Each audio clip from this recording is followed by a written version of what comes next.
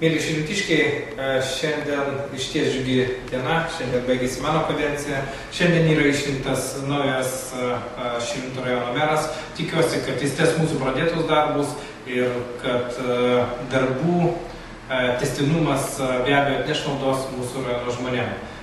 Šiandien noriu pasidžiaugti visais rajono žmonėms ir kiekvienam iš jų padėkoti už bendrą darbą, bendrą tikslų siekimą, kiekvienam tarybos nariui, kuris dirbo su manim, be abejo, kiekvienam administracijos darbuotojui, kuris prisidėjo prie mūsų rajono, mūsų miesto gražinimo, prie jų darbų.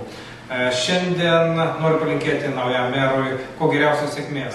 Tikiuosi, nebus vien tik tęsiami senieji darbai, bet ir atsiras naujų perspektyvinių projektų, kurie duos daug mūsų rajonui. Juk švietimas tai yra mūsų valstybės pamatas. Ir šiandien džiaugiuosi, kad jaunas žmogus Andrius Juzonis yra išrinktas vicemeru, kuris matomai rūpinsis ne tik viso rajono reikalais, bet ir būtent atstovės mūsų jaunimą, kas turbūt mums kiekvienam šilutiškiam yra labai svarbu.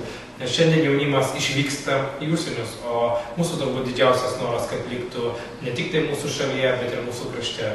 Tad Andriui kuo geriausios sėkmės linkiu aš. Ir be abejo noriu pasakyti mėlyniems šilutiškiam, jog aš nepasitraukiu visiškai, aš lieku politikoje, lieku taryboje. Kiekvienas iš jūsų galės kreiptis į mūsų partiją, į mūsų skyrių, į mane kaip tarybos narį, į mūsų tarybos narius Bildžiuką, Mykolą, Algirdą Meško, kurie tikrai pasirengę ir pasiruošę jums kiekvienams padėti.